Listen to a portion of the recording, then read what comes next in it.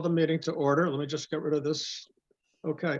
We'll call the the Wenham Finance Committee to order January 19th at 6:32 p.m. First order of business is public comments or public input. Do we have any public folks that, I don't see any hands raised or anything like that, that would like to make, have a question or a comment? Okay. I'm not hearing any or seeing any. So we'll move forward here.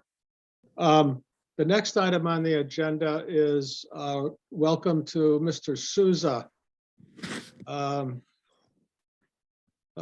Susan, is he joining us at, was he going to join us at 6:40? Is that 6:40? I don't know if that was him or not. I've never met the gentleman. So. No, I don't see him on yet.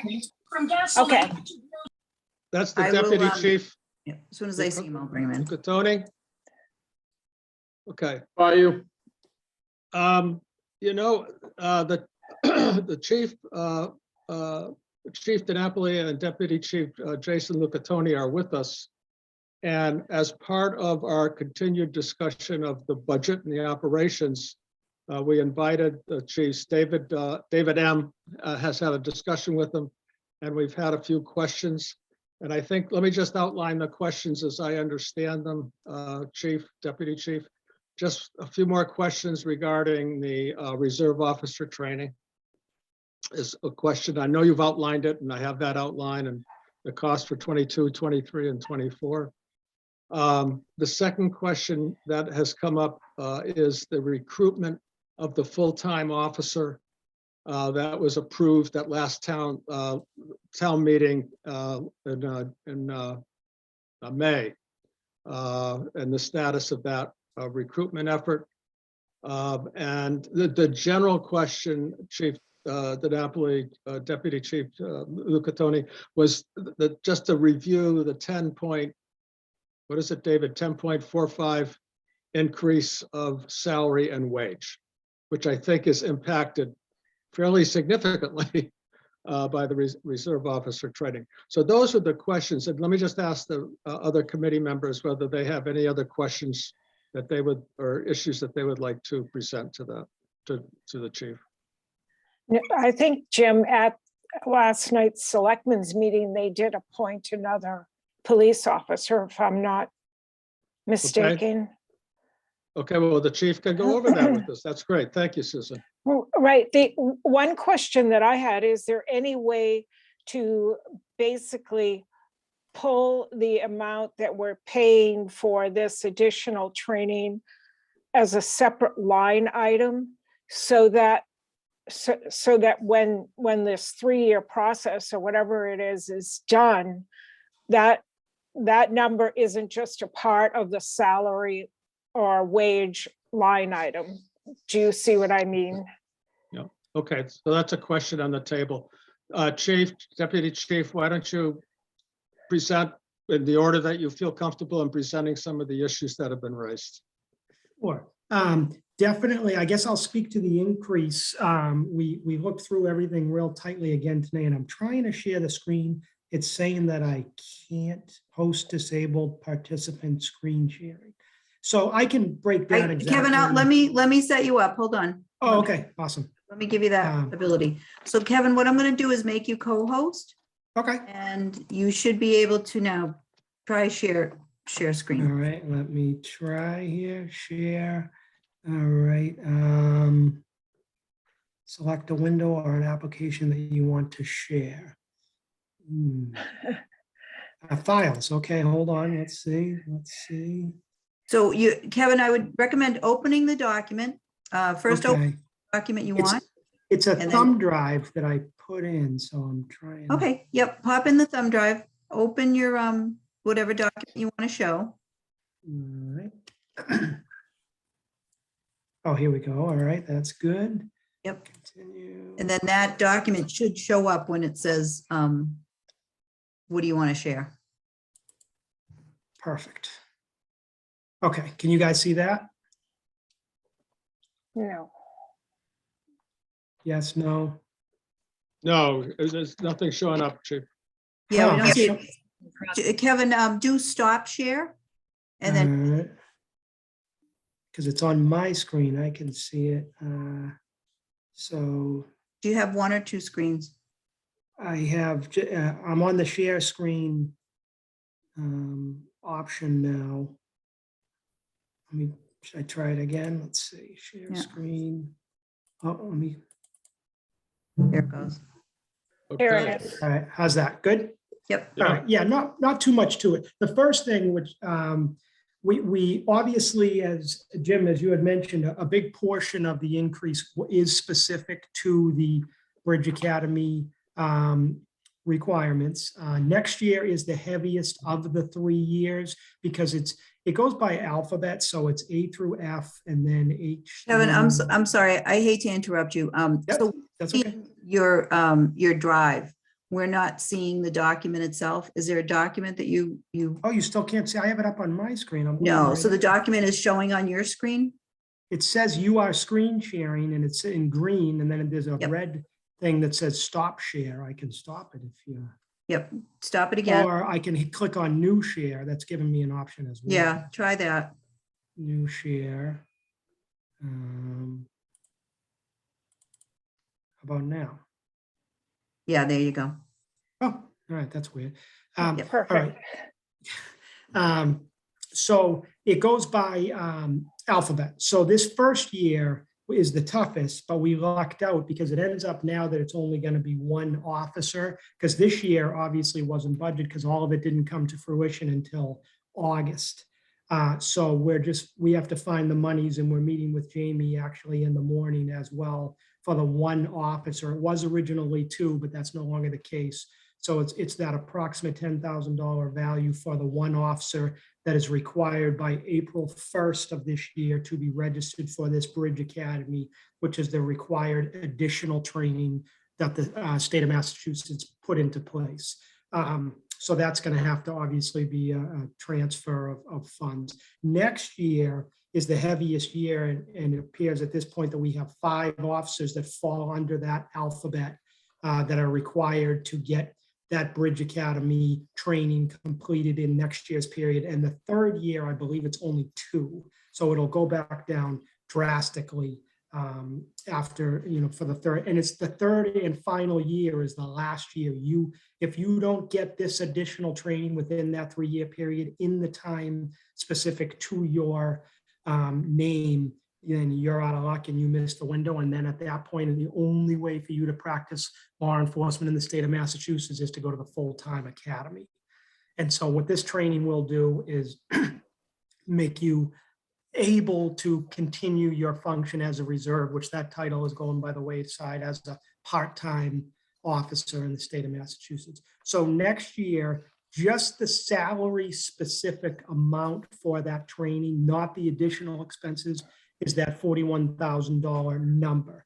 And the good part is that the increase was not what we originally thought it was to that percentage. There was some numbers, the deputy and I and Jamie looked at it for a while today, still don't know how they got plugged in, but that actually ballooned that reserve,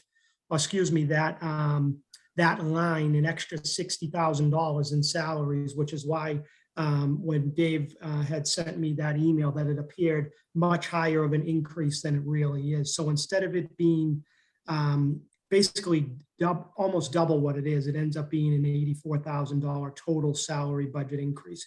So it's the $41,000 for those reserve officer training, and then it's the specific COLA and merit pursuant to the collective bargaining agreements, and myself and the deputy included, and then the inventory control specialist that was approved in fiscal 22 for retired reserve officer Michael Perry. That's already went through I want to say about 3 or 4 months ago now.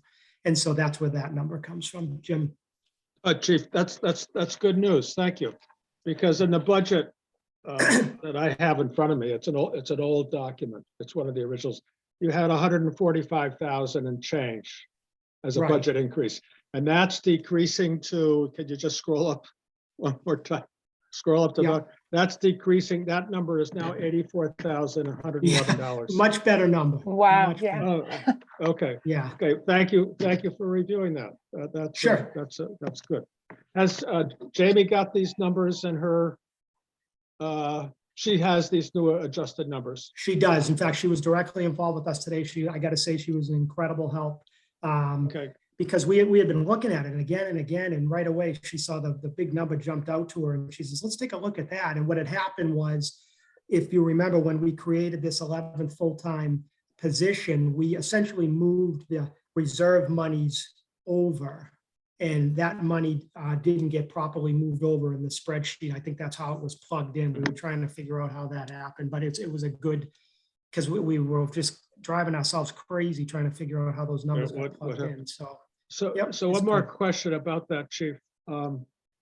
Does that incorporate the recruitment of that full-time position? I think you're at 11.8 FTEs, is that correct?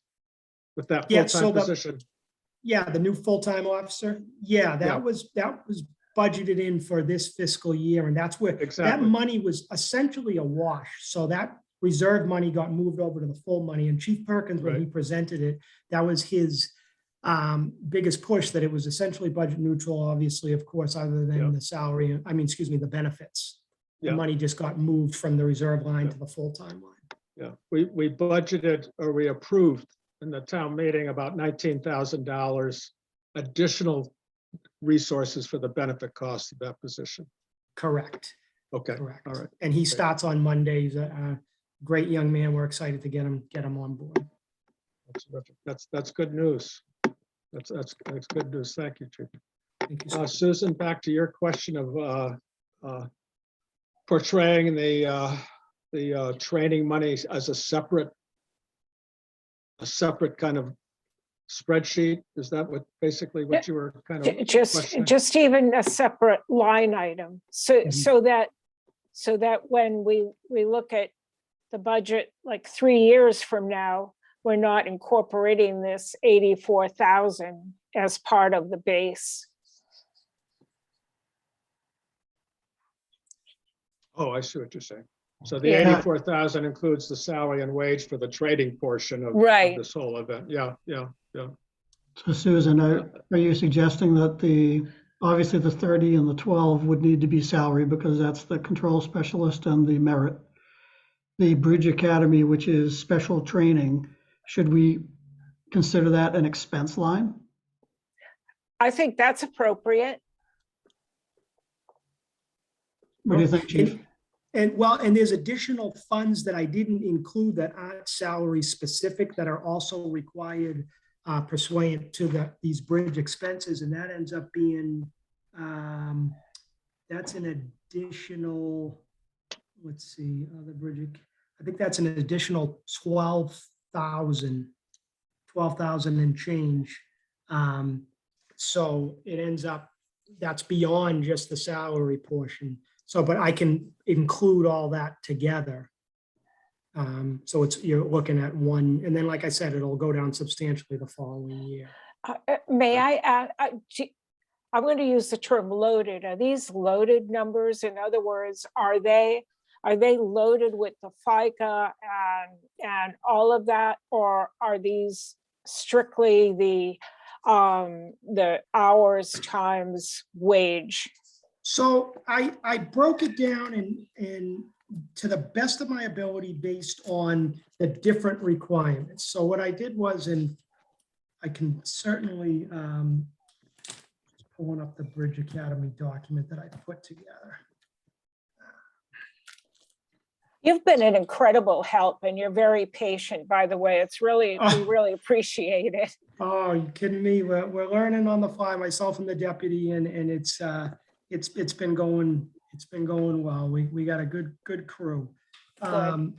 So just to give it the quick Cliff Note version to break it down, I wish I had this on my thumb drive and I'd pull it up for you. So the training hours is $200 per person, and that came out to about $5,800 total. Yeah. The examination, so what happens is each officer has to be at the station, and those examinations have to be proctored by a supervisor because they're online. And that ends up being about $580. Medical exams, $895 per officer, that's required. The travel for training, because 120 of those hours is back and forth travel to Fort Devens for the driver training, and to the range for the firearms training, and to another site to be determined for defensive tactics training. And then the guesstimate type of price is the wear and tear on the vehicle that is going to be used in the driver training. Each vehicle used is going to end up needing new tires, $1,000, over $1,000 just in ammunition. And, you know, you plug all these numbers in, like I said, I can certainly set it over again, and it ends up that $10,851 total per officer. And then what I did is I just broke it down. I based it on the high reserve officer rate to what we came up with for those specific to the salary portion. And then to the best of my ability, the time and a half rate for the full-time officers that were assisting with the proctoring and things of that nature. Okay. But it sounds like at the end of it all, you'll have better trained reserve officers. I mean, it has to be a good thing, doesn't it? Yeah, what it is, what it does is it's going to make these reserve officers exemption eligible. And what that means is if a chief in the Commonwealth decides that he or she wants to hire this reserve as a full-time officer, they can put in for that exemption. And instead of that officer having to go to the full-time academy, they can actually hire that officer full-time. I'm hesitant to do that, candidly. A lot of chiefs are hesitant to do that because it's still hundreds of hours less than a regular traditional full-time academy. Sure.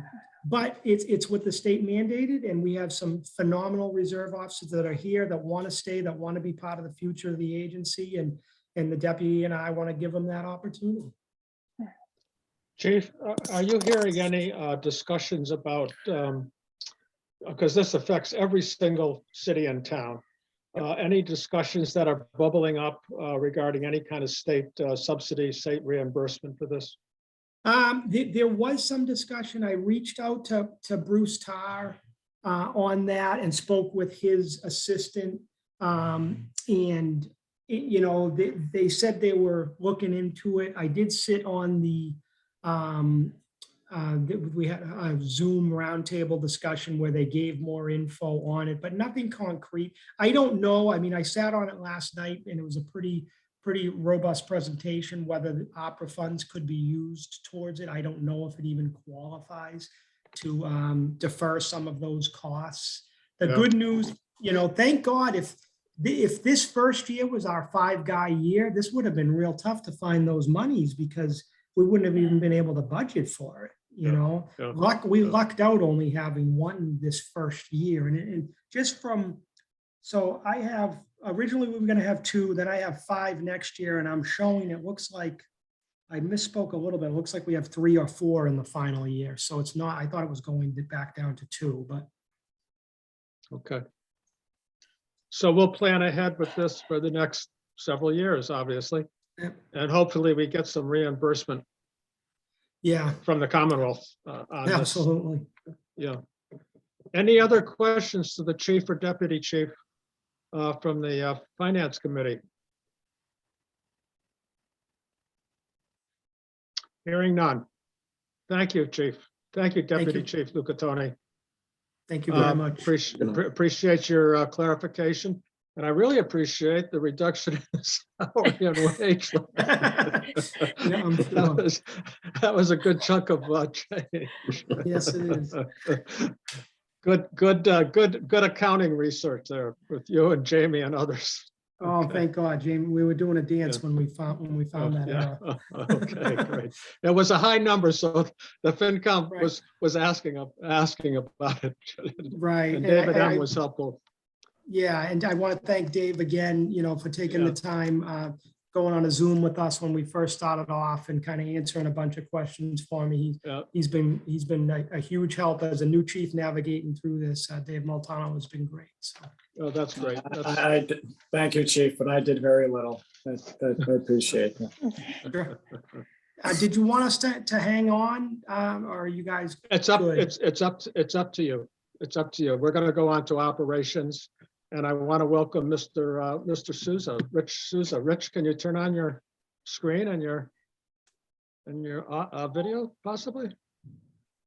How are you? Rich, thank you very much for joining us tonight, Rich. No problem. Thank you for having me. And welcome to the FinCom. I Thank you. know you just started on the 10th. Right. And that you're just probably, I suspect you probably have done a little bit of a deep dive into the budget already. I have. So it's not as if we have specific questions, unless Susan, you have come up with some with Rich, but more just to say hello, and you have an Thank you. opportunity to speak to any parts of the budget that you'd like to in a general kind of way. We have gone over the budget, by the way, with Bill Tyak in December, so we had that opportunity. Yeah, everybody can hear me, correct? Yeah. Okay.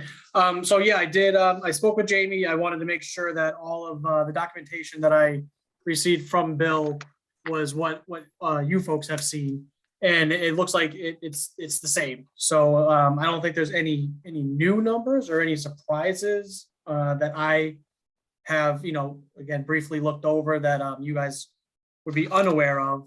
So I think for the most part, operational wise, and then for capital is just kind of comes down to like the normal prioritization of what we feel is best for the town of Wenham, and as we kind of move through, I'm not sure what has been really approved at this point. I don't think everything, it's not really final until town meeting, but in the sense where on your end, I could hopefully answer any preliminary questions you may have now on I guess any of it.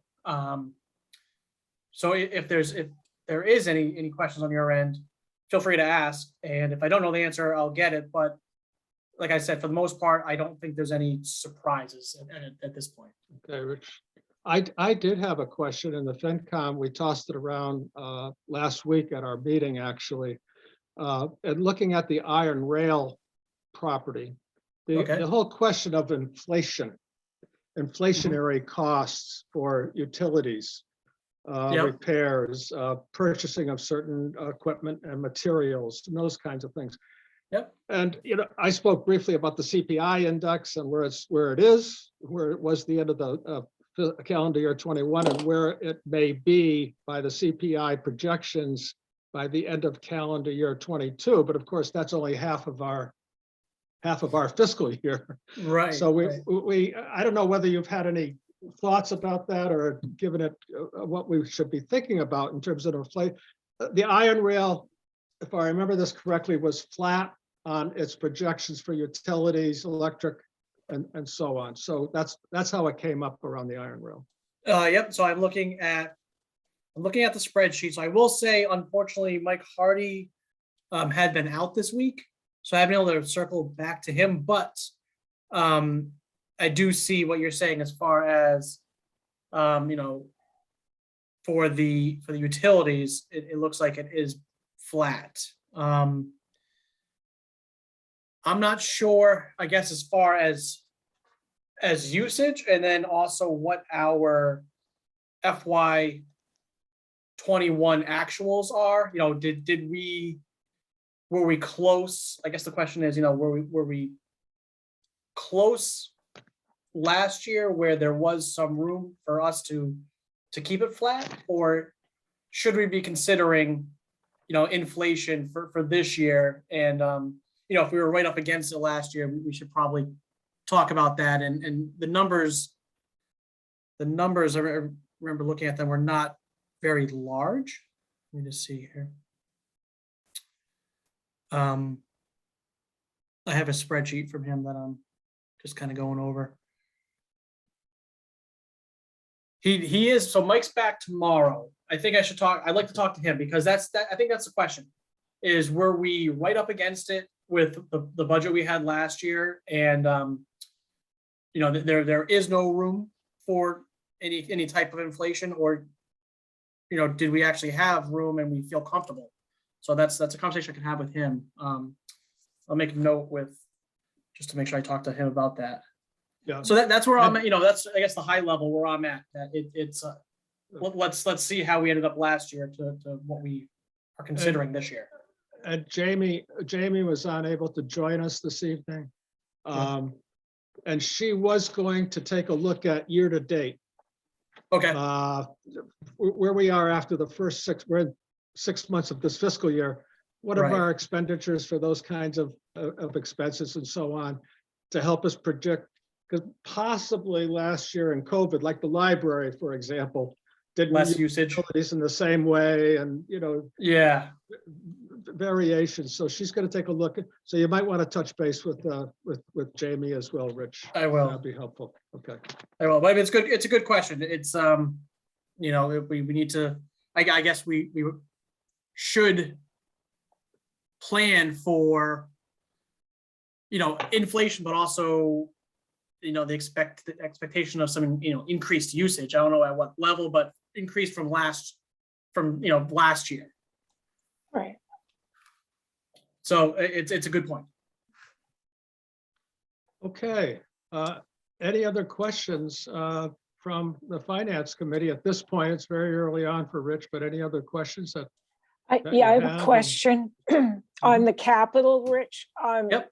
Do you agree with Bill's assessment regarding the 1 ton with the plow? Yeah, 610. Yes. Okay, Yeah, no, going through it, you know, with the mechanic, basically everything that as Bill advertised as far as the issues, it's correct. The truck is 14 years old right now. To, I guess, more or less maintain a fleet that we're not always spending a lot of money repairing. I think this is definitely the vehicle that I would put up if it, you know, if I just took a look at the overall fleet, this would be the one that I would recommend that we replace this year. So it makes sense. It's great. Bill actually has a a quote, from some Liberty Chevrolet, who's on state bid.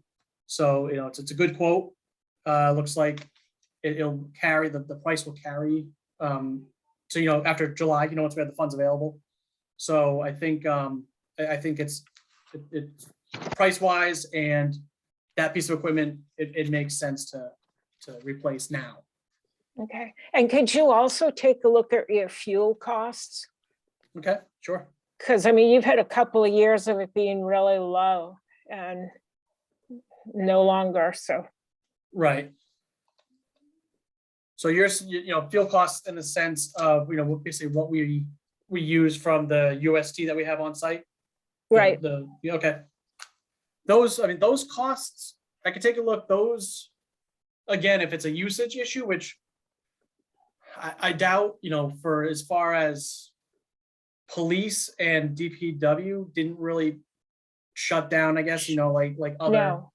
So I'm gonna say the volumes used are gonna be pretty close, probably to previous years, and the cost that we have per gallon for diesel and gasoline, that's on a state bid as well. So that's, Oh, okay. yeah, so that's relatively predictable. Oh, okay. All right. Yeah. But I will take a look. Thank you. Is that bid a multi-year bid or is it done every year? Just out of So, curiosity. yeah, I'd have to, there's escalation associated with those prices. So it's not a set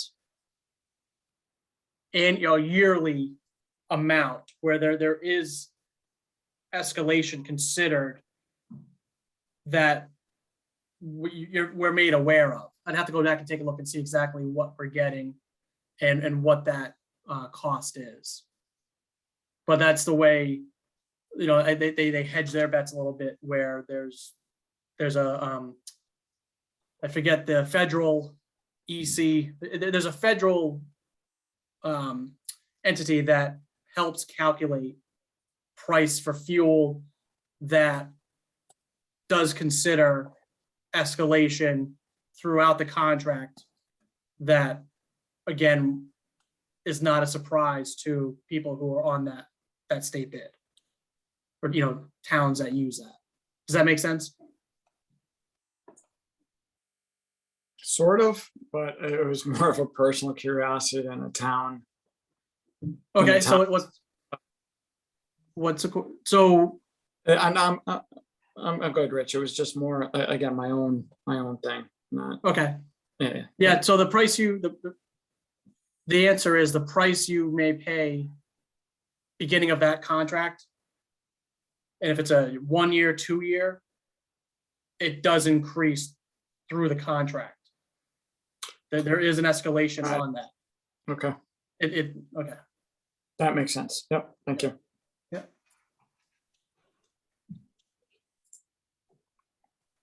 Any other questions for Rich? Rich, if you could roll these numbers up to Jamie.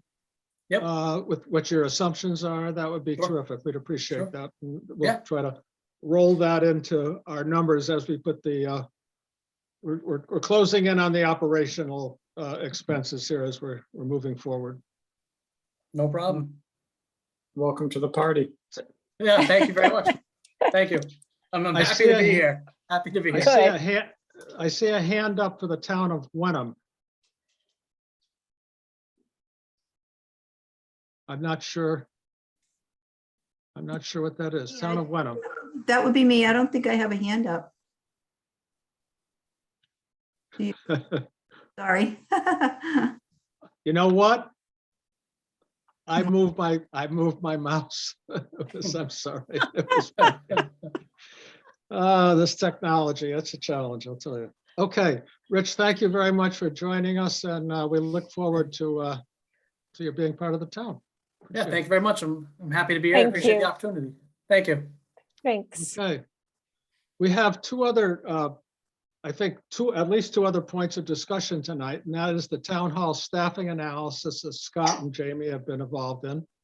And then the second piece is a discussion that myself, Catherine Harrison, Kim Butler had with Jared Collins, excuse me, with KP Loss, and how the contract impacts on salary and wage. But Scott, why don't we move first into the spreadsheet for the town hall discussion that we've been having? Can you lead us on that? Yeah, I can't share it. I don't know if anyone else can co-host the meeting. Scott, do you want me to make you co-host and you can share your screen? Sure, I mean, whatever works. Yeah. Okay. So I've made you co-host, and now if you want to pull the document up on your screen and then go to share screen, you should have that capability.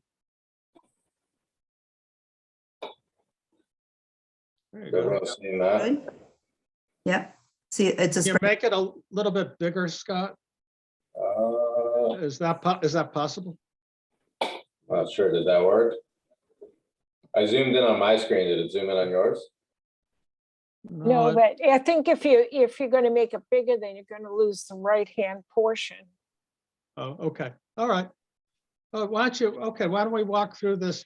I attempted, and I don't know if I succeeded in sending this out about an hour and a half ago by forwarding the email from Jamie. Did people get that, or did I mess it up? Yeah, No, Scott I got it. sent it out also. Okay. Yeah, Okay, I so- sent it as well. I only got to start looking at this about 5 minutes before our meeting started, so Yeah. I don't have too much to share. You know, on the side here, I was just kind of looking at how many employees we had per year and what we were paying per employee, just out of my own curiosity. Jamie wanted to mention that she did include these notes at the bottom just to explain some of the changes throughout the budget, but that she'd be happy to discuss those in greater detail. next week, or I can just follow up with her regarding any questions. Okay. Well, maybe we could just go through it fairly quickly and raise some questions or observations of what we have in front of us. Is that okay, Scott? Yeah, that's fine. If anyone, Okay. So let's just go through this and look at the FY23 projected in comparison to fiscal year 22. It seems that that might make for some sensible conversation. So the first thing that comes to our attention is the request that we've known about, and it's been put on the table for the accounting assistant, which has not been in the budget since fiscal year 18 for just about $21,819.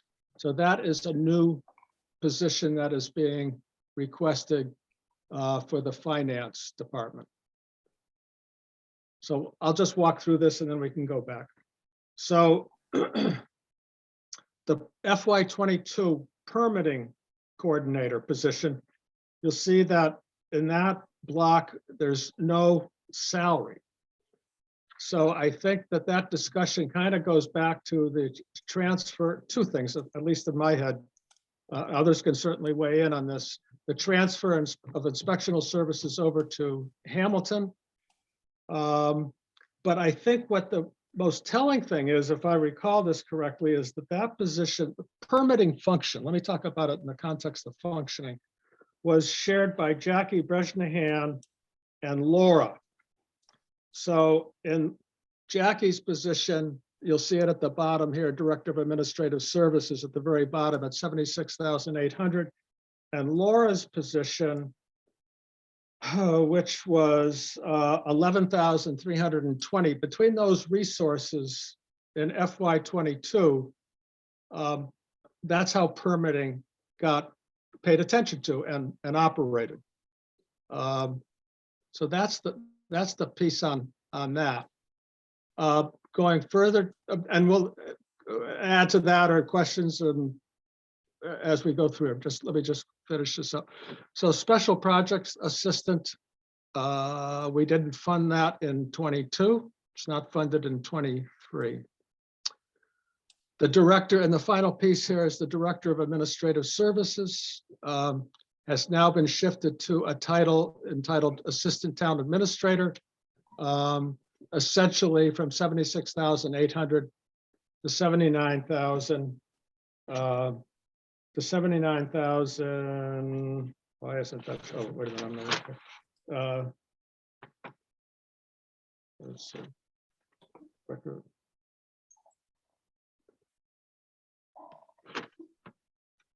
The 79,000, I can't read it. Right? 983. 983.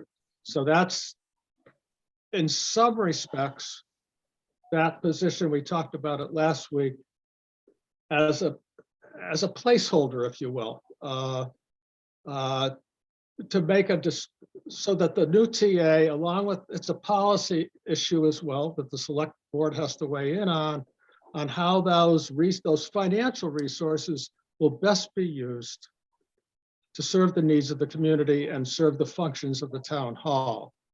So that position is in there at about $3,000 more. Briefly, what I projected, I did add up the columns here. And FY22 budgeted was $772,419. This is why I did my arithmetic correctly. And in FY23, it shows at $854,232, driven by now reinstating the permitting coordinator position. If you note, it was funded, it's always been funded from 18 going forward. The position of the accounting assistant at 21,819. Those two are exactly the same, I just noticed. And then COLA or merit increases per our past agreements. But that does reflect, if I did my arithmetic correctly, about almost an $82,000 increase in town hall salary and wages, at about 10.5%. There's also, Jim, this comment here on the assistant treasurer collector position that relates to, she currently has that in here as if it'll be a 40-hour week position, but as you can see, the note that I have there popping up shows that what it would be if it stays at 36.5. For what position? I'm sorry, Scott, what position Line is that? The 6. director? You just look at line 6, it goes out, it jumps from 63,600 in FY22 to 72,370. Oh, right. And that number in there is showing if that position increases to 40 hours a week from Got it. 36.5. Okay, so that reflects a 40-hour a week number, right? The 72,000. Okay.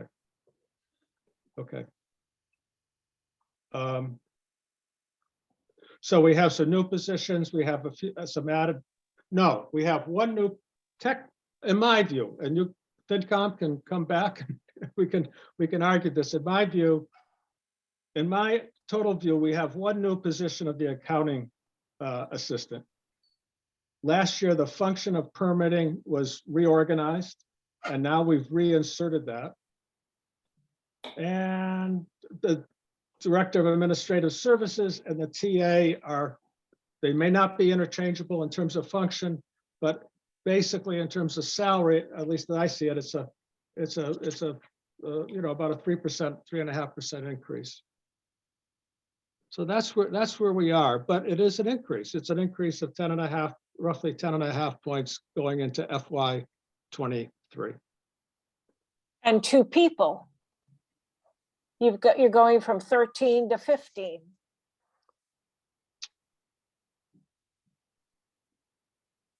Is that FTEs or is that people? I didn't think do it's that, just- Susan. I don't know. I think it's a number of people. Line items, essentially. Okay. So, but that's not FTEs. Because your planning coordinator, your conservation and open space are presently half-time. And so on. Now, so Jim, as you pointed out, the accounting assistant is a new position, and the assistant treasurer collector is a question of hours. And Right, I think the other thing is kind of, we have to reconcile is the position back in 21. As you noted, the permitting coordinator, the special projects assistant, and the shared admin assistant provided those support functions. Last fiscal year, the special projects assistant was eliminated. It's replaced by the director of administrative services, who, along with the shared administrative assistant, covered the permitting function. that's right. Now what we're doing, though, is we're putting the permitting function back in place, but we still have the shared admin assistant, and the director of administrative services position got changed to the town assistant town administrator. Yep, So where last year, or this year that we're in, we had combined the permitting under the director of administrative services and the shared admin assistant. Now we're going to bring that position back. Well, that's what the proposal is at this point, right? Correct. And does anybody have a clear picture of what the agreement is with Hamilton regarding permitting? Because it seems to me the permitting employee numbers are going up, but supposedly it's been moved to Hamilton. So I think that's what I get confused about. Right. My understanding is, as we discussed last week, per the agreement, and we can revisit this, Susan, Monday night when we have that joint shared meeting, but the agreement with Hamilton is that we have a permitting presence and function at the town hall. So then what are we that's what's in paying there. Hamilton for? That's what I Oversight, don't get. okay. Oversight of the whole inspectional services process with the new commissioner? No, that's not the right word. Yeah, he's a What- commissioner. Is it a commissioner title? Yeah, Of inspections. Yeah, I would look at it as the permitting coordinator position is the clerk interface for the people coming in and out of Wenham Town Hall versus sending Wenham people and contractors To into Hamilton. Hamilton Town Hall. So this is the Okay. interface, because Hamilton has the same thing. And then there's the rest of the permitting and inspectional services department behind that. okay. And again, this fiscal year, that was supposed to have been under the combination of the shared admin assistant and the director of administrative services, as I Right. understand it. Right. That's right. That's So exactly what we're right. really doing is we're putting that position that needs to be in town hall back in place. But we're We're maintaining full-time director of the administrative services assistant and position. converting So, over. yeah. Yep. That should be looked at in terms of function and necessity, in terms of that shared administrative assist position. $11,000.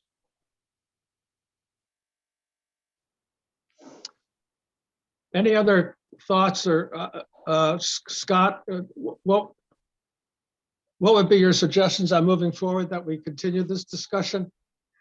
And take a look at some of the questions that have been raised with the shared administrative assistant maintained in the budget, along with the permitting coordinator at about 22,000. That's a question.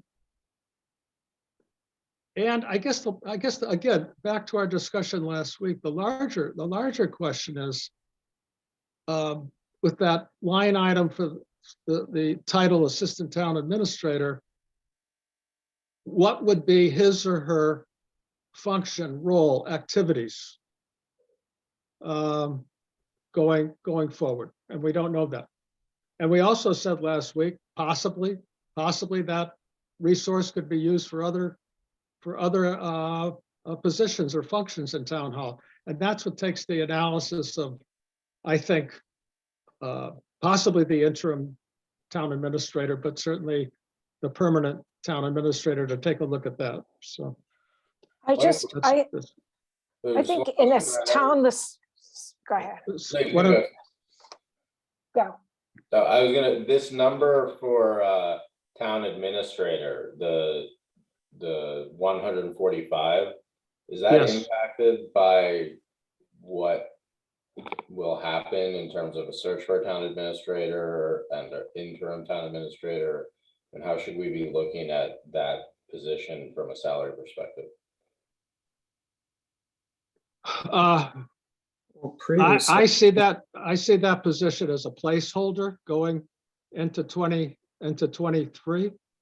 I think we have budgeted for this existing year about 140,000, as I see. So that I'm assuming will absorb the expenses of an interim. Okay, Last time we had an interim for about, I think it was about 5 months before we transferred to a permanent TA. That's my interpretation of that right now, Scott.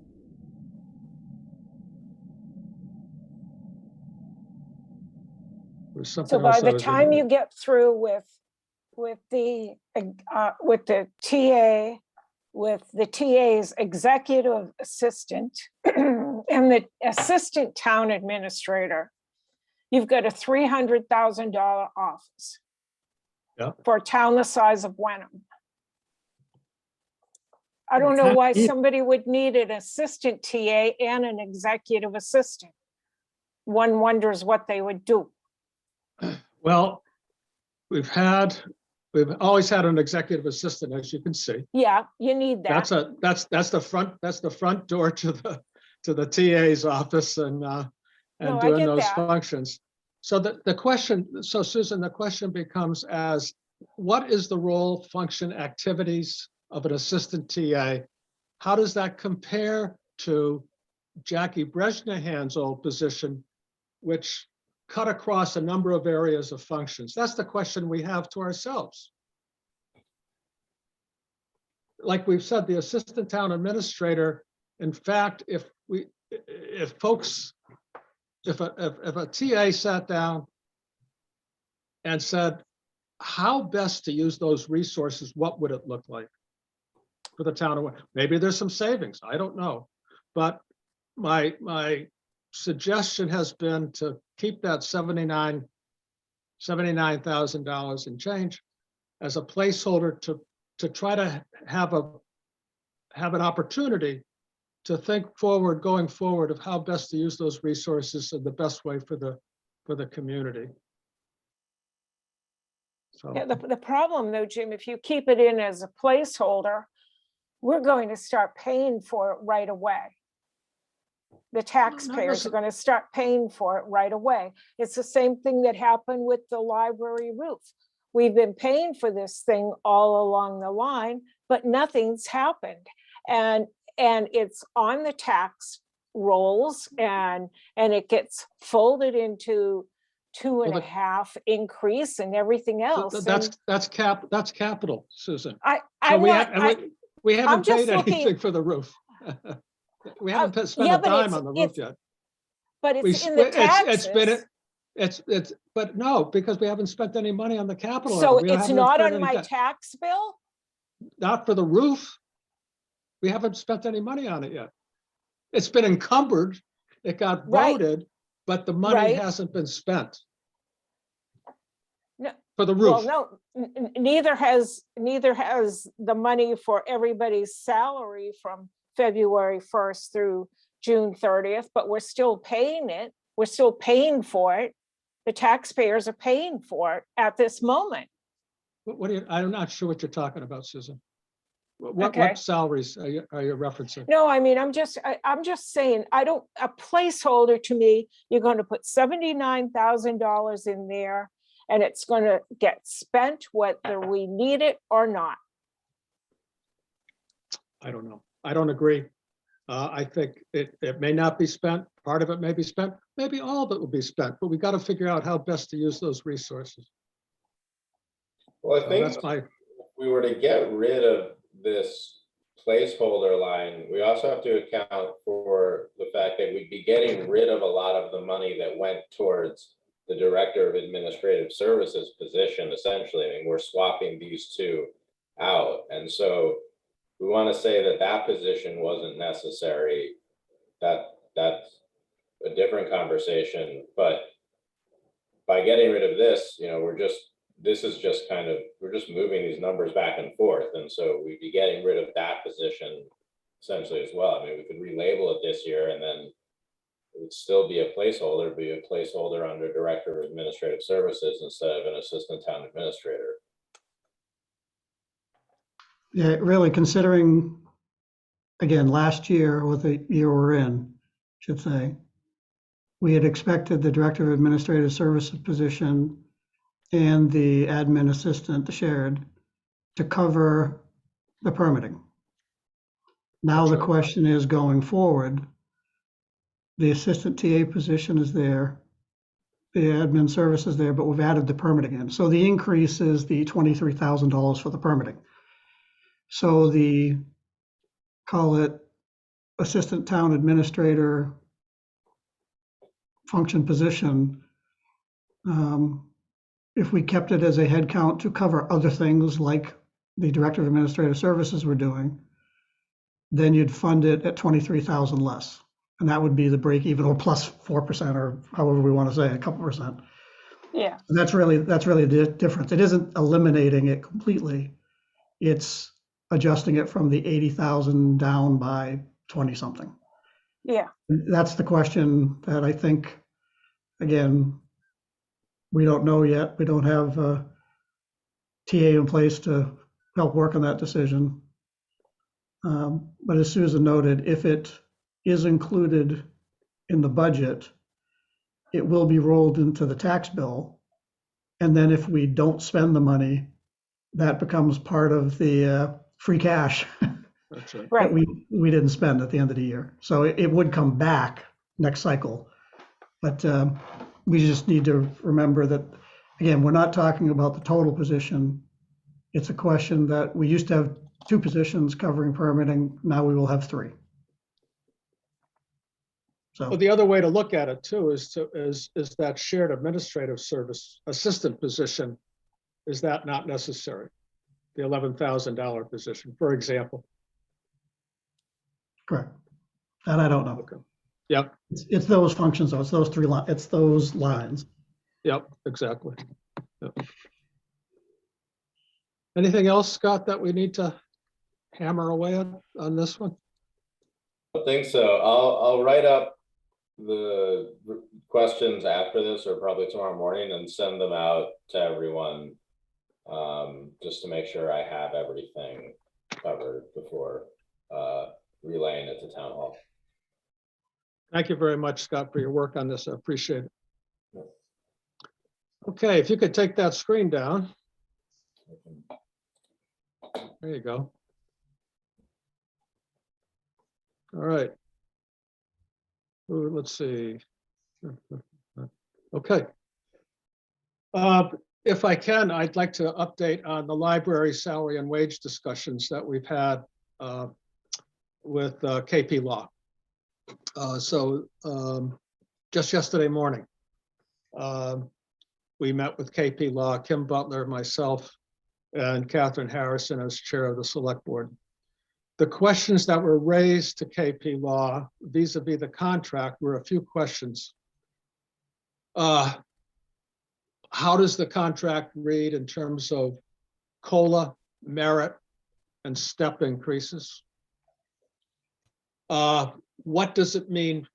One of the phrases in the contract which was kind of predicated on the whole COVID issues from 2021 going into 22. If the town is, quote, fully funded, then a COLA should be considered. So what's in the contract now, as I'll go to the, I think I'll try to go to the end of the discussion of where we were, and then we can kind of ask questions. What is in the contract now is a merit of up to 2%. Kim Butler last year did evaluate. There's an evaluation tool, by the way, with the contract that I went through, and that evaluation tool, by the way, is for all town employees, which the union AFSCME accepted. The contract calls for a merit up to 2%. Kim, in fact, gave less than 2% to some employees based upon their evaluation. 1.5 points. It was typically 1.5 points and 2%.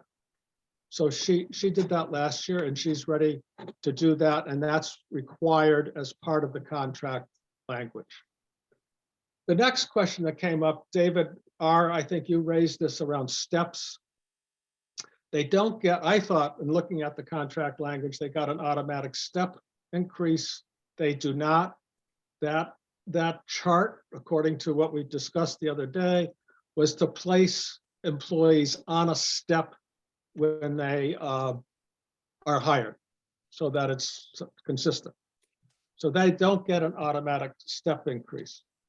Now, the part that became a little bit more interesting to discuss was the whole issue of COLA, and if the town is, quote, fully, that language is actually in the contract, fully funded. What does that mean? And if I could just whittle it down to its basic, the way Mr. Collins, the attorney from KP, read that, who was part of the contract negotiations, by the way, was that if the town is going to fund other town employees with the cost of living adjustment up to 2%, which is currently in our budget projections at this point for FY23, that would be considered that we are, quote, fully funded, which then gets us into so that would get us into a 2% up to or a 2%, not up to a 2% cost of living adjustment that would be available to the library employees.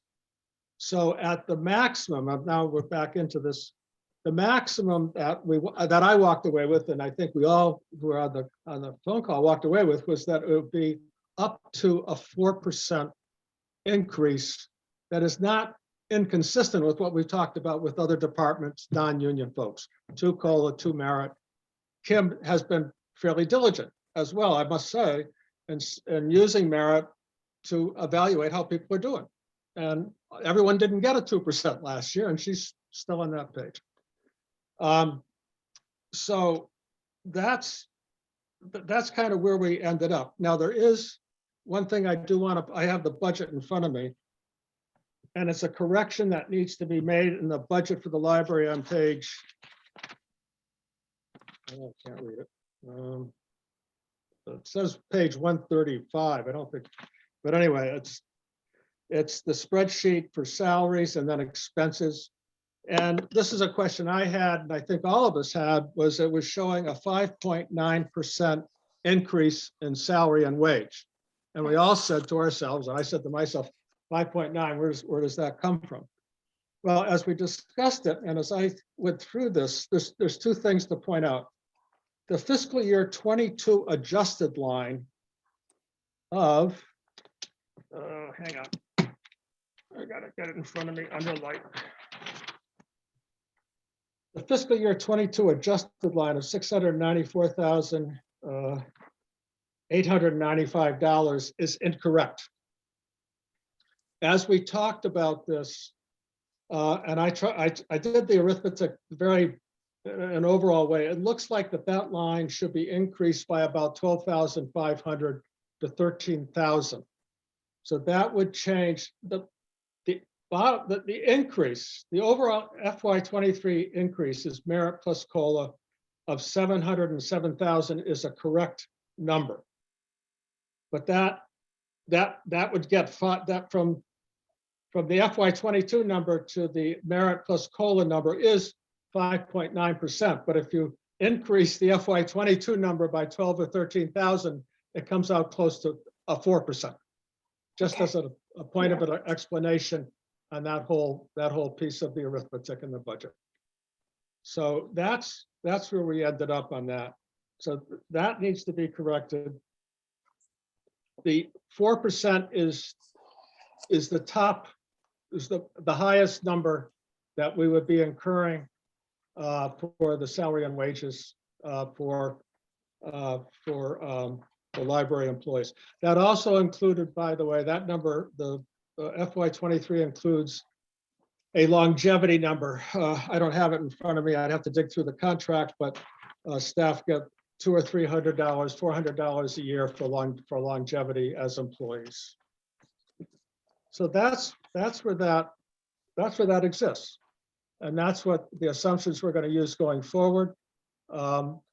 Mr. Collins did not feel that our reasoning on this would be contested, if you will, by the ASME representative. Yeah, because didn't she come to us last year for a transfer to cover an error that was? There was an error made in IT. Yes. In IT last year. Okay. Yeah, it was about $6,000. I can't remember the exact. It was about. It was Okay. under 10,000. It was about $6,000 or Yeah. $7,000. Yeah. So that's where we are with the library and salary and wage. Now, the roof we can discuss on Monday evening around the shared services and where that is at. That needs to have a continued discussion going forward. Any thoughts or observations or questions about where we are at the library? I seem to remember her coming in last year with, actually, she was just about the same budget as the year before. Is that It was, correct? Because she had pared people down, and I think she works really hard to keep her numbers low. in fact, the contract a year ago was 0%. The Yeah. way the contract read in terms of salary and wage, although there were some folks who did get adjustments, even though most of the staff, it was a 0% for the contract interpretation. Very, Yeah, no, very I think interesting. she's pretty tight with her penny. Yep. Well, and I applaud her for using the evaluation tool as a merit, you know, and as Yeah. as an assessment of how people are doing. She got Yeah. pushback. She got pushback on some of it, but that's what being an Yeah. administrator is in terms of doing evaluations of folks. So, Yeah, the other thing that led to, by the way, which is a little bit off the subject, is the salary and wage assessment study. We have to kind of follow up with that with Jamie and see where that whole assessment is and what's been done with it. I think we allocated 15,000 for that about a year ago, yeah, for that assessment. And we believe it includes the library. It came up in the context of, does that include the library employees?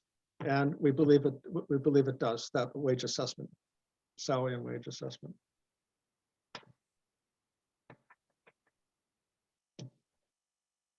Now, go to my notes. Okay. So this is what my understanding is, that we need to continue to update in terms of operations.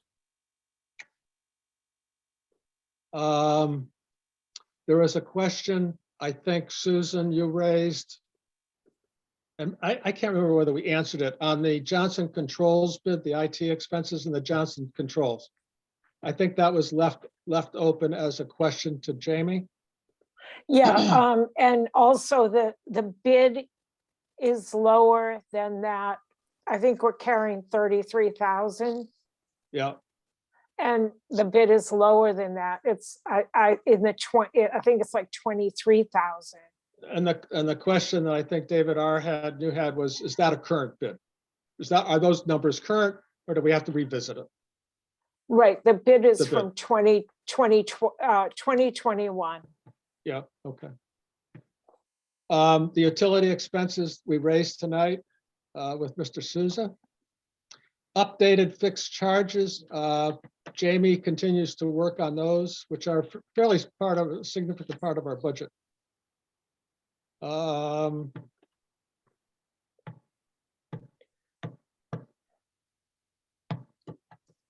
am I missing? What am I missing? Well, obviously capital is the next big piece on our discussion points.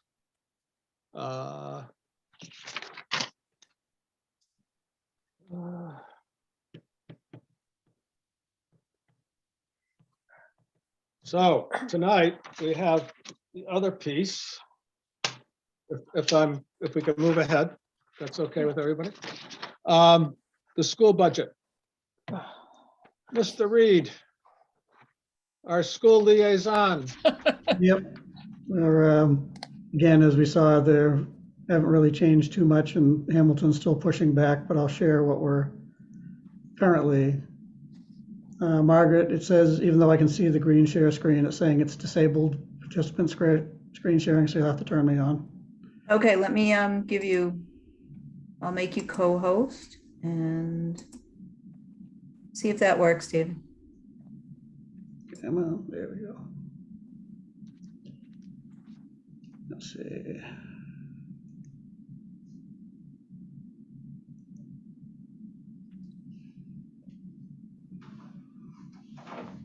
Hopefully that's up there now. Yeah. So trying to take their 700-page presentation and get it into something we can look at a glance. What I've got here is kind of their actuals over the past few years, but we'll focus on the recent changes. David, can I just ask, Dave, Yeah. excuse me, can I just ask a quick question? Is this material from their January 6th superintendent of schools Yes. Tentative budget recommendations? Yep, it's the stuff that they voted on before they presented to us and before Okay, Hamilton good. said to go back. Okay, thank you very much. And I'm focusing kind of in the format that they did by category versus by school. So this is kind of in the departments that they're in. the main thing that is kind of extraordinary is the increase that looks like it's in the insurance, retirement, and other. That's driven by that special one-time $2 million OPEB, which I'll show you down below in a second. So out of that $2.4 million increase, 2 million of it is the special OPEB. So it kind of distorts the whole budget. So that $4.4 million increase is really 2.4 million. So I'll show you what we have to do to kind of back out of it because they have that one-time expense. The other thing that they've done, which I've got to get some feedback on how to relate it to prior years, is if you remember, they said that they were now going to include things that were done under grants so that it would be captured. Well, that means that this year they're showing the income from the grant, which means that the expense is up in here. So another roughly $200,000, $212,000 hadn't been in prior budgets for an expense or for a grant offset. So again, this $4.4 million increase comes down even further. So down to 2.4 and then 2.2 when you start considering that they've added this stuff in. The other offsets that they're projecting are in lines. There's nothing unusual there. So I would say that their projections for offsets seem to be okay. The next thing that they bring up is the revenue. And their normal revenue, which is the combination of Chapter 70, transportation feedback, and things like that, that again is in line with that little over $4 million number you see right there. What is the unusual is the fact that with no expenses last year because of the COVID shutdowns, that their E&D fund has 3.1 million approximately in it that they're going to return to offset some of the increases. 2 million of that, again, is that special OPEB line, but 1.1 million of it is also what's drastically pulling the budget down. Where in prior years, they had used a couple $100,000. Now they're going to use, again, take the 2 million away, it's 1.1 million. So that is also what's pulling this year's school budget number increase down. Dave, Yep, Jim? just a clarification on that 1.1, that 1.1 million, other than the E&D, that is reductions they made in operations. Is that, do I remember that correctly? And expenses? Well, the way that they've got it recorded, they just put it in as income or a transfer from another account. So it's going to be covering a lot of the other expenses. Okay. 2 million was specifically for the OPEB, but Yeah, then right. the other 1.1 million is applied in different areas throughout the budget. Right. It wasn't for Okay. one single thing. Okay, thank you. So that's kind of from the original budget we talked about months ago to what it is now. The OPEB is an expense line. The E&D fund is a single income line, and that's how they're offsetting kind of the expenses.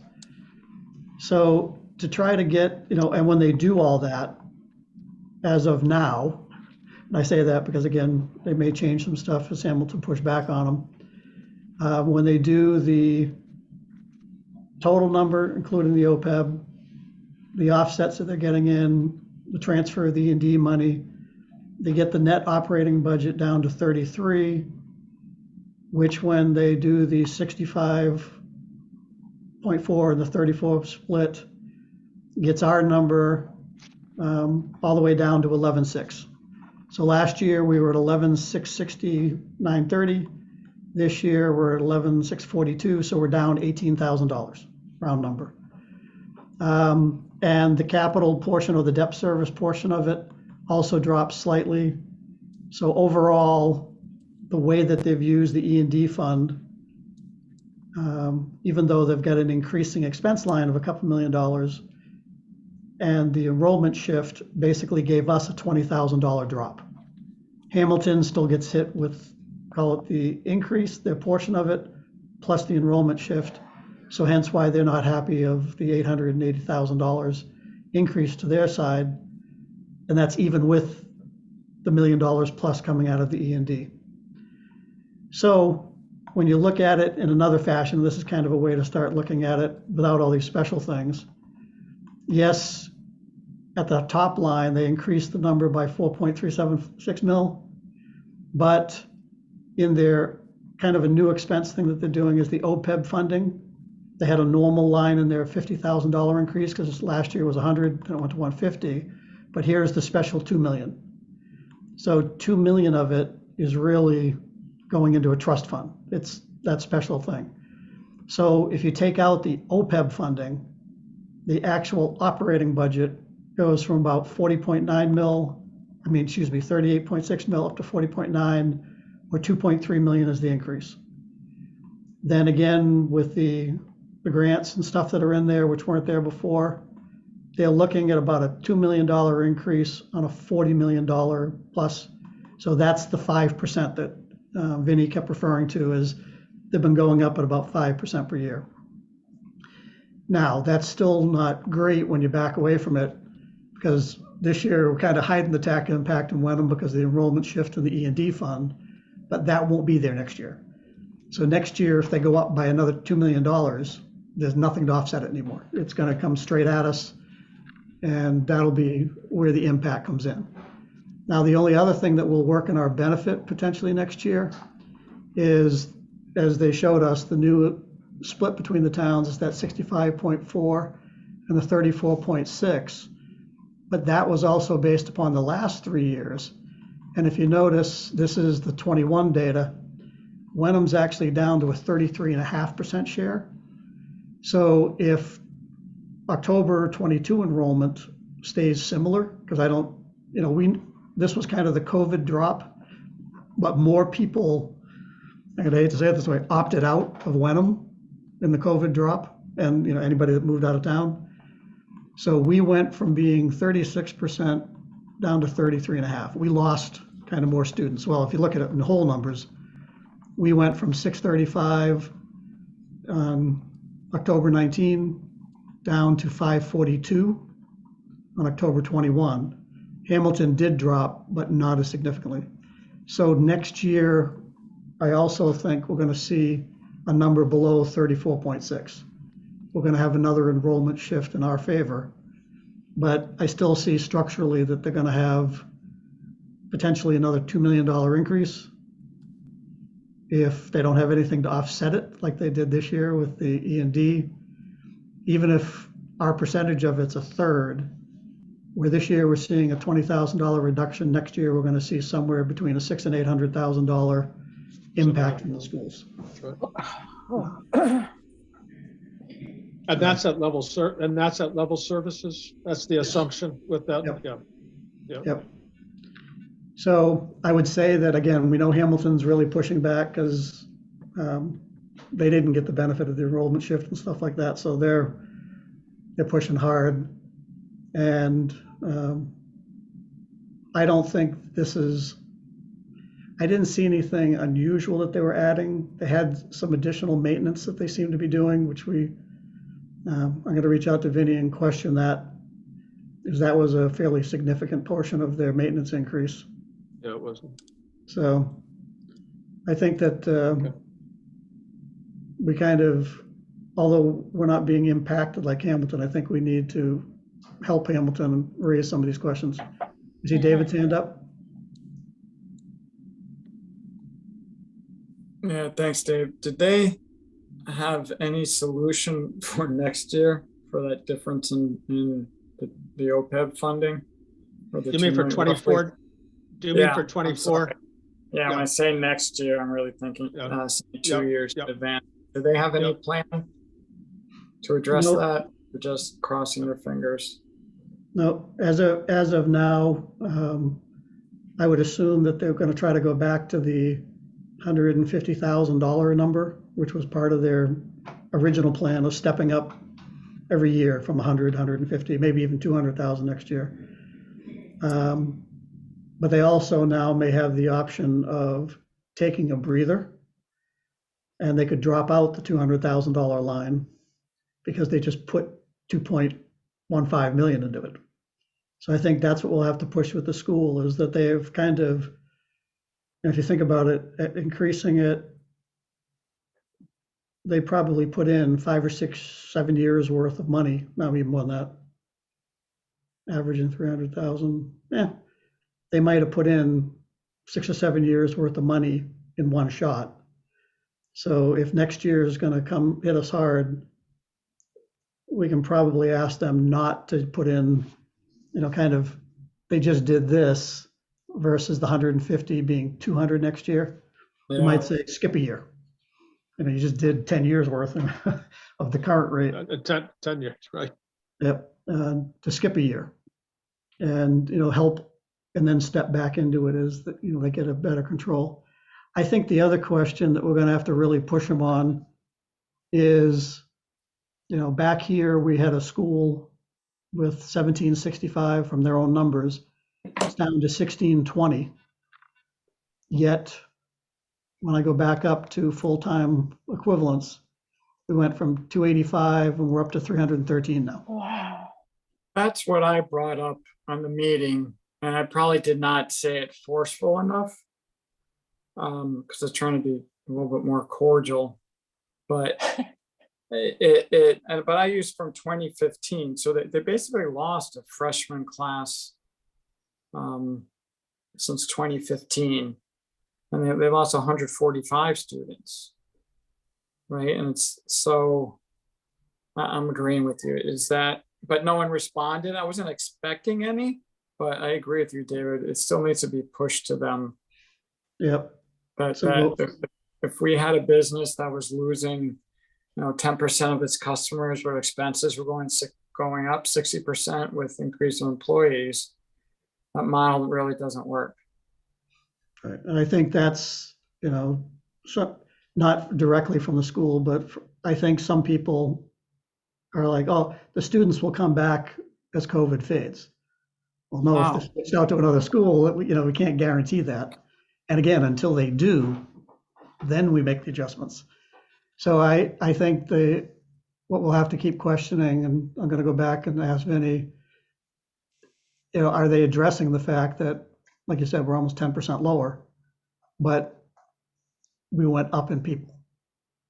And again, some of it was restoring positions, things like that, but I'm surprised they didn't use the lower enrollment to rearrange.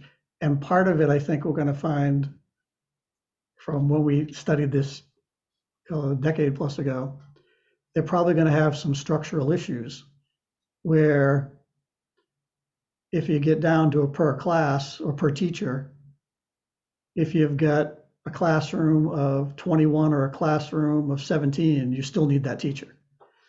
So they may be getting a uniform reduction where, it's kind of like we have a capacity that we can't cut people because you still need the full-time person because we haven't reduced a headcount's worth. So I think this is going to be a bigger thing that I don't, they're not going to solve it this season, but the way that they brought this forward, we're going to have to get back with them to push it. There's a structural issue. The school's grown when the enrollments declined and the towns can't afford this going forward. I don't think they're going to fix it this budget cycle, but I think we have to go after them so that, again, next year when there isn't an E&D fund, and we don't have $2 million to throw towards OPEB or $1 million towards operations, we can't come back with increases. Hopefully we'll see some reductions.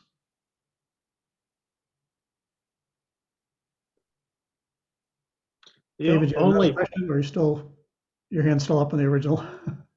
Yeah, no, I just had some more points. Do they understand this? Because the problems, because what we're discussing, we've been discussing for the last 5 or 6 years, and I use 2015, 16, because that's when roughly I started for that, and the expense budget was 28 million at that time. Now we're north of 40. So it seems every time we bring it up, it falls on deaf ears. And you can like your car, but the engine can be really upsetting you. And I don't, do they understand that problem when you raise it to them? When we did it as groups, as I mentioned, it didn't even have a response. So I was just curious if you're getting any response to them, to your questions. Not similar to what the group got. Nothing, it isn't like there's a complete recognition that we're going to have to reevaluate the model. And again, I think part of it is that they're looking at it as kind of what forced us into the Blue Ribbon Commission years ago, that they're just trying to provide an education. The towns never don't fund it.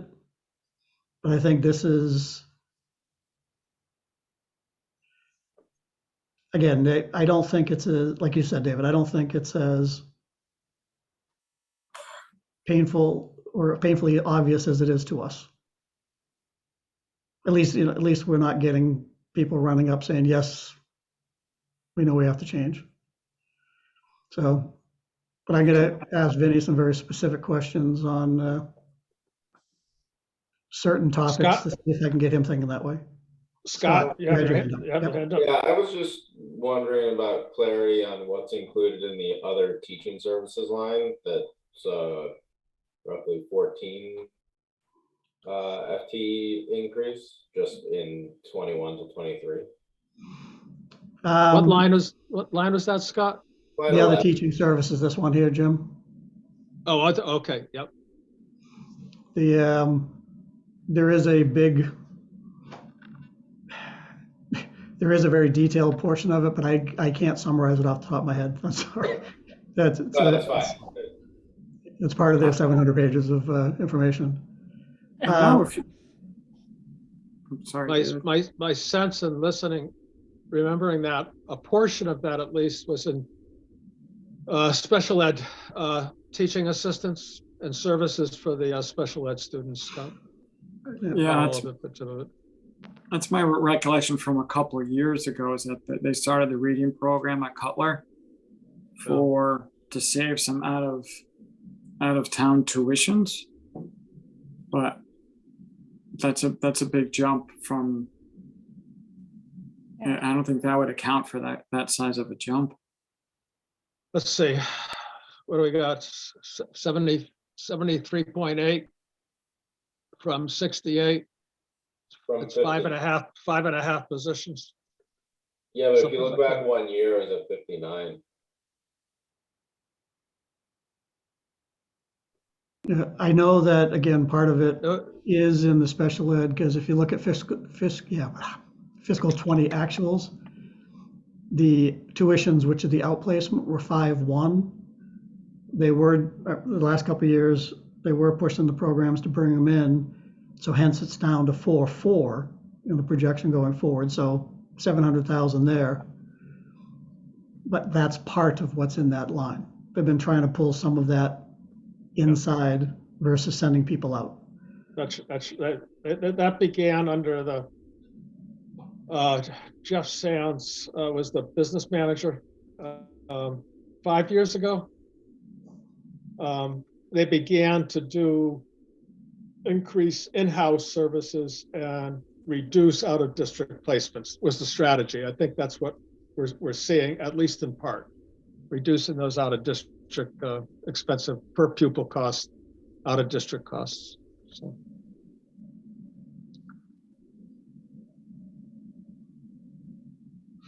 Anything else for Mr. Reed? Dave, you have any other? No, I'd say that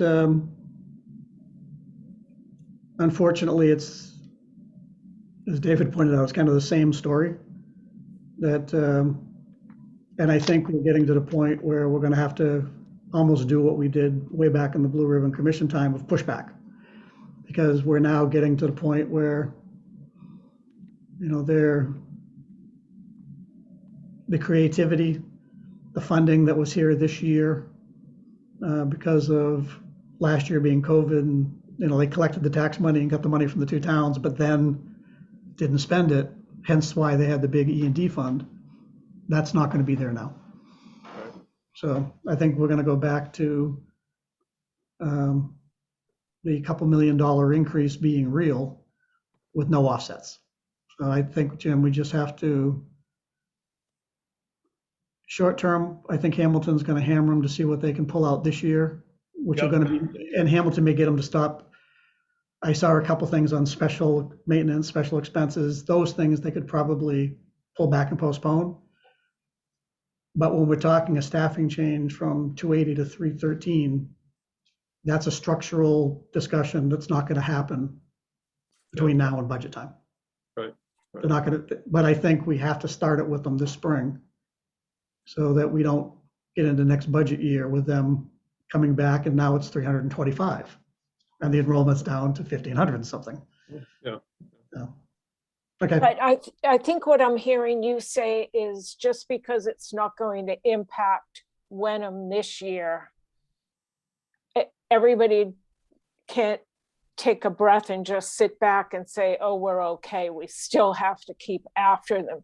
Because it's weird to me, you and I were on the blue ribbon thing together, and it's the same story, a completely different cast of characters. That's so there's something inherent in this whole thing that I've yet been able to figure out. And then I hear Hamilton, they give 62% of their budget to the schools, but somebody mentioned the other night, only 20% of the residents use the schools. So that's 62% to 20. And that's a huge inequity to me.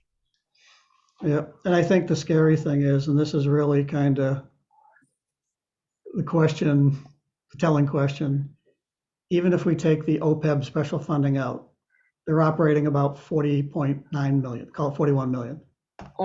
They take that number and divide it by 1,620 students, which is the enrollment number that they use. It's $25,000 a kid.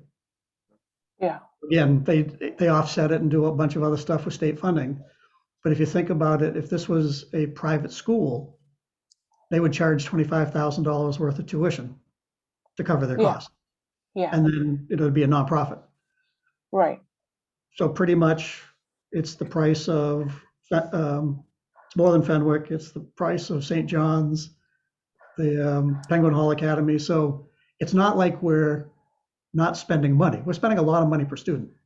Right. So I think that that's what we have to look at is, you know, we don't want them to not spend money, but the question is 25,000, are we getting, and again, part of that special ed, and there's a whole bunch of stuff we'll have to get into. Susan and I remember all the details we had to get into. Right. But I think that's the question is, does any, you know, because if you remember, one of the first school calls, and it may have been you, David, you asked them the cost per pupil, and they couldn't answer that question. And if you look at it, it's simple math, $41 million budget, 1,600 kids, it's 25,000. So I don't think they think of it in that way. A couple points, and Susan's point is right, because years past, it's always been, oh, we don't need an override. Let's not worry about it. There's been more focus this year, last couple of years due to COVID on the budget, and they don't look at it the way we're looking at it. They don't look at the capital costs. They use some other, so it's really what, 8,000 or 9,000 per student per DESI. And that was a memory.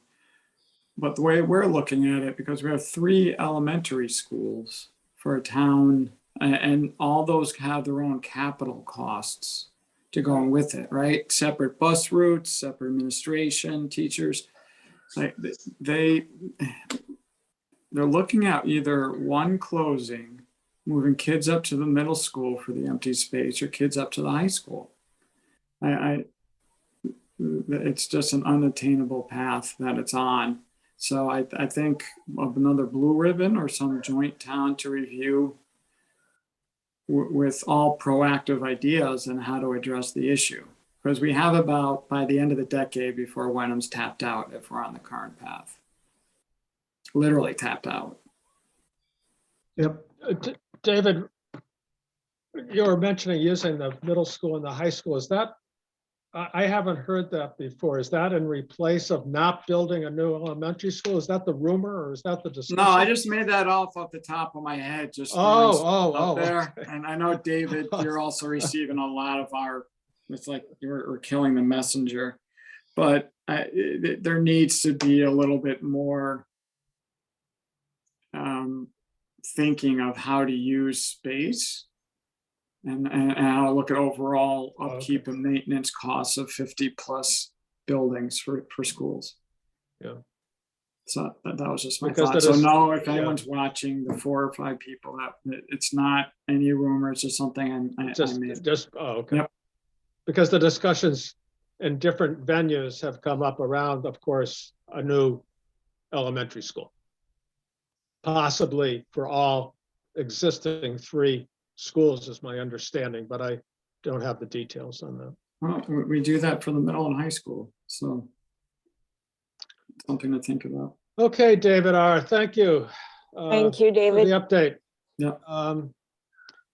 So it's kind of where we have been for the last several weeks with anticipating our operating budget and operating expenses going forward, which we want to try to put down on paper. I know Jamie had mentioned to me that she's going to try to roll that up for our next meeting, so we can take a look at it. The final agenda item, it's 8:08. If we could have an initial discussion of this. David M. raised last week a discussion regarding, which is not a new discussion, by the way, for everyone that's listening, a trash fee concept. We started this discussion actually, I think it was at least 2 years ago, if not 3 years ago. And there's been different models presented. But David, why don't you present what you're thinking about and why? Sure, thanks, Jim. I'm aware of time too. I have an 8:30 stop. So to Jim's point, 2 years ago, pre-COVID, we were looking, and early COVID, we were looking at ways to increase fees and how to stop the overrides without, because they keep coming. So, my theory or idea was that, when you look at a house on Zillow, you look at what the taxes are, and taxes have a ratchet effect, right? They never go down. So our rate is north of 20, and we're trying to see how we can offset that. Right now, our trash and recycling use is done through our tax base. A way to alleviate some of that tax base to fund other parts of government or reduce some future overrides was through charging for removal of trash. Either do that as a monthly or quarterly fee. Some people liked it. Some people who wanted to discuss it more saw it more as a hidden tax. And it is, in a way. I think I mentioned that before. It's not broadcast, but it's a well-known. It's not charged. Your neighbor's not charged any more or less than you if you go for a flat fee. It was simply a way to reduce the garbage fees that we are receiving. I sent everyone what Jackie sent out. I don't know if we have to share it for open meeting laws, Jim, but I don't know if we want to go into too much detail about it. I think we go ahead and finish up, and then I'll kind of wrap up our discussion that we had earlier. So my point was a monthly fee or quarterly fee can reduce anywhere from $100,000 to $200,000 of money from the tax base and put it on the fee base. Another reason why I liked it is we cannot charge more for trash than what we're billed. And due to COVID-19 and everyone else cleaning out their closets and doing other stuff, our fees have gone north of over $400,000 a year. So this is a way I saw of us reducing some of those fees and try to offset any future overrides. This is not something for this year. We can bring it up maybe at the town meeting, but it would be for the 3 of you and the next 2 replacements to speak about. But I think it makes financial sense for us to at least discuss it in greater detail. Thanks, Jim. Thank you, David. So David and I talked earlier about this, and I think what I would like to propose is that, first of all, we have to get a budget done by the end of February. Get it to the printer, have our warrant articles in place. So what I've requested, as David and I were talking about it, is that we do our operational budget, our capital budget, get our budget in place for town meeting by the first week of March. We only have a month before we have our town meeting. And then revisit this discussion.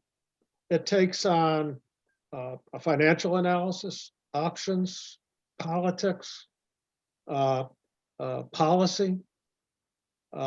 All of those issues kind of intersect in this kind of a discussion. And what I would suggest is that possibly depending on how things unfold between now and town meeting, sometime in March or even after town meeting, we take a look at this in depth and try to get some new figures, some new numbers. The numbers that I have, David, are from fiscal year 17 to fiscal year 20. I don't know if there's anything more current than that. And it's clear that the fees have, dramatically increased. But at any rate, what I would like to suggest is that we table this for the moment and revisit this after we get through our operations and our capital and we have a warrant hearing coming up about a week and a half before town meeting, and get those pieces in place, and that we're all feeling pretty comfortable with the numbers and how we've arrived at them, so we can make a reasonable presentation to town meeting, and then go back and begin this discussion. Maybe it requires a kind of a subcommittee to review this whole thing. It's a piece of the costs that are fairly significant. So that's my thoughts on it. Any other questions about where we may go and how it may end up with a trash fee discussion?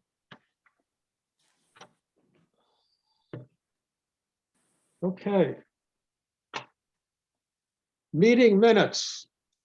I forgot to do this last time. December 8th minutes have been out for about a week and a half now. Catherine has them completed. I went through and made some minor changes. I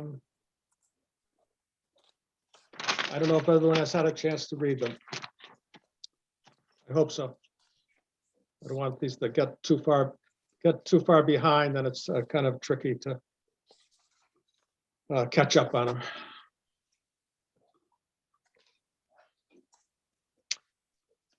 Having no questions, is there a motion to accept the meeting of December 8th, 2021? This goes back now almost a month, or it is a month.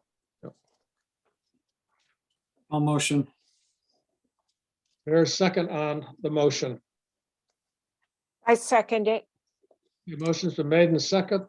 Any other questions or observations or additions to the December 8th, 2021 minutes? Hearing none, all those in favor of accepting the minutes as presented by Catherine T. Hi, Jim. Hi, David M. Hi, David R. Hi, Scott. Hi, Susan. Okay, those have been unanimously accepted. Thank you very much. I have one piece of new business.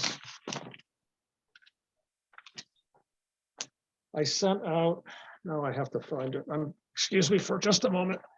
I sent out a working calendar, if you will. Just to kind of put in line for all of us the work ahead of us and the timeframes involved. Everyone's got that. There's a few open-ended pieces of this. I had talked to Catherine Harrison about this regarding when do we meet with the select board around our recommendations on the budget, and that has, she and I have to kind of work that through. We are proposing We are proposing either the 15th of February. Hang on, excuse me, just a moment.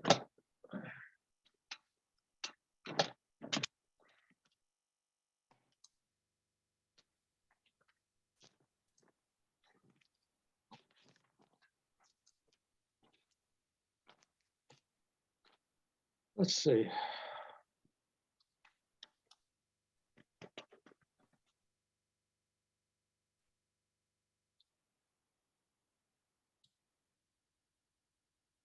What I have in the proposal is Tuesday, February 15th as a joint meeting with selectmen. So that's got to be confirmed with the select board.